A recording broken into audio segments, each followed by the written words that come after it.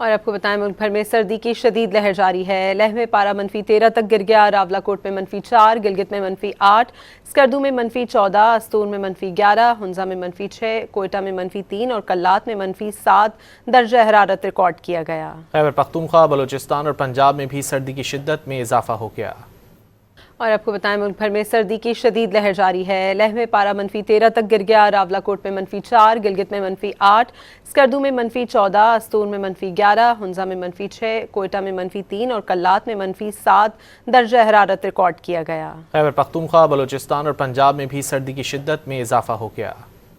اور آپ کو بتائیں ملک بھر میں سردی کی شدید لہر جاری ہے۔ لیہ میں پارہ -13 تک گر گیا، راولاکوٹ میں -4، گلگت میں -8، اسکردو میں -14، استور میں -11، ہنزا میں -6، کوئٹہ میں -3 اور کلات میں -7 درجہ حرارت ریکارڈ کیا گیا۔ خیبر پختونخوا، بلوچستان اور پنجاب میں بھی سردی کی شدت میں اضافہ ہو گیا۔